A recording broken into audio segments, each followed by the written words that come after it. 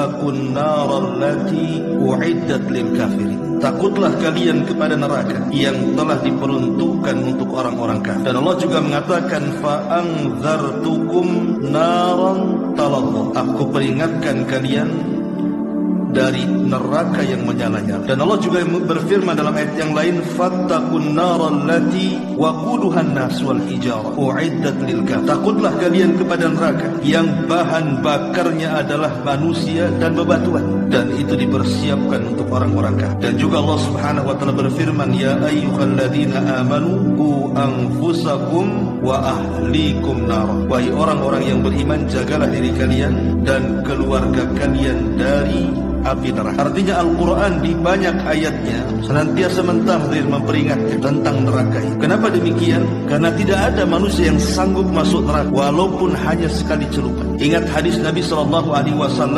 ketika didatangkan seorang laki-laki yang ketika di dunia laki-laki ini adalah orang yang paling nikmat, tidak pernah merasakan keperitan dunia, mulai dari lahir sampai mati senang saja hidup. Tapi ditakdirkan laki-laki ini termasuk penghuni neraka. Akhirnya Allah Subhanahu wa taala celupkan satu kali celupan di neraka. Kemudian Allah tanya, hal marra bika min ni'amin qad? Apakah masih teringat kelezatan-kelezatan yang pernah kau lalui walaupun sedikit? Maka dia mengatakan, tidak ya. Bayangkan satu celupan menghilangkan memori kenikmatan yang pernah dilalui selama di dunia. Padahal seperit apapun azab di dunia ini masih kita bisa bayangkan.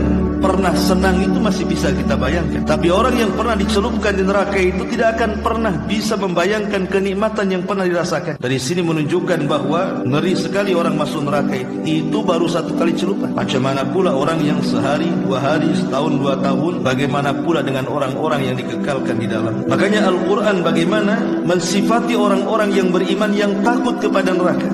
Allah Subhanahu wa taala mengatakan, wa yarjuna rahmatahu wa yakhafuna adzab. Orang-orang yang beriman, mereka senantiasa mengharap rahmat Allah dan senantiasa takut dari azab Allah Subhanahu wa taala. Dan Allah juga mengatakan, walladzina hum min adzabi rabbihim musyfiqun. Dan orang-orang yang mereka dengan azab Rabb mereka sangat dan teramat sangat takut. Bahkan saking neraka ini menakutkan, ikhwatu fiddin, Nabi SAW selalu mengajarkan doa kepada kita agar kita senantiasa isti'adzah, berlindung kepada Allah dari azab neraka. Lihat dalam salat, sebelum tasyahud akhir, sebelum salam, Nabi SAW mengajarkan 4 perlindungan kan. Salah satunya adalah Allahumma inni a'udzubika min azabi jahannam. Ya Allah, aku berlindung kepadamu dari azab jahannam. Itu kita baca setiap salat pada tasyahud akhir, baik salat sunnah atau salat wajib. Bahkan Nabi SAW juga dalam hadis Anas bin Malik radhiyallahu anhu senantiasa membaca doa, Rabbana atina fid dunya hasanah wa fil akhirati hasanah wa qina adzabannar.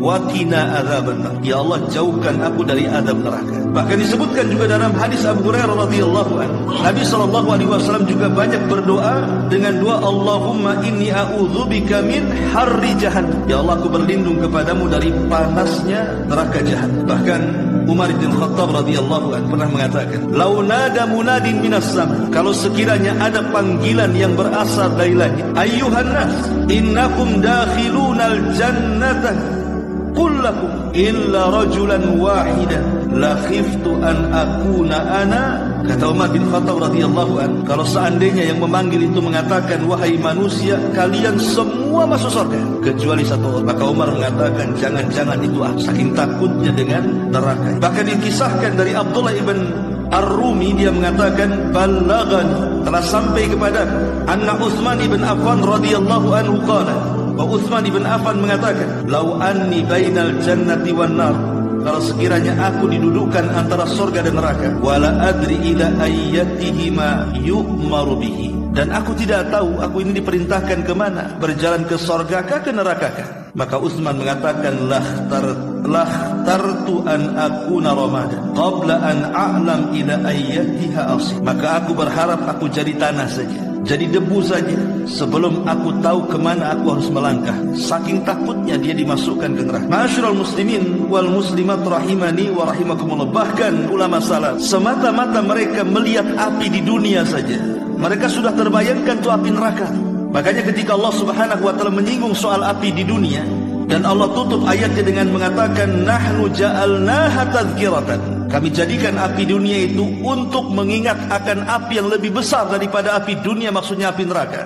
Disebutkan oleh Abu Hayyan At-Taimi, dia mengatakan, sami'tu mundu 30 sanatan anna Abdullah ibn Mas'udin marra 'ala alladhina yanfukhuna 'ala al-kir fasaqata, akhrajahu al-Imam Ahmad. Kata Abu Hayyan At-Taimi, aku mendengar sejak 30 tahun Abdullah ibn Mas'ud radhiyallahu an apabila lewat di sebuah pandai besi, kemudian dia melihat ada kipas yang sedang mengkipas-kipasi api, kemudian menyalalah api itu, maka langsung terbayang azab neraka. Dia pun kemudian jatuh dan pingsan. Dan senada juga dikatakan oleh Sa'ad ibn Akhrum, dia mengatakan, kuntu amshi ma ibni Mas'ud, aku pernah berjalan bersama Ibnu Mas'ud, famarra bil haddadin, maka kami lewati orang-orang yang sedang membuat senjata di pandai besi. Wa qad akhraju hadidan minan nar, dan mereka sedang mengeluarkan besi yang berwarna merah dari api itu. Maka Ibnu Mas'ud melihat api itu, faba, dia pun menang. Kemudian dia pun tersungkur dan pingsan. Begitulah para ulama salaf ikhwatu fiddin muliakan Allah Subhanahu wa taala, takutnya mereka kepada neraka sampai api di dunia saja mereka bayangkan itu neraka, sehingga sebagian mereka menghalangi untuk tertawa. Saking kalau mereka teringat neraka itu, mereka tidak mau tertawa lagi.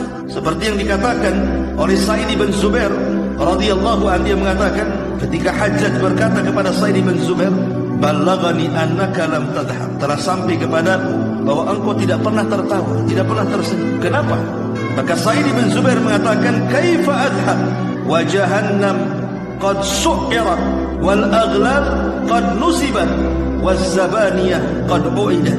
Bagaimana aku bisa tertawa, kata Sa'id bin Zubair, sementara jahanam sudah dinyalakan, rantai sudah disiapkan, dan malaikat-malaikat zabaniyah penyeret orang ke neraka sudah siap menyeret. Bagaimana aku akan tertawa, kata Sa'id ibn Zubair.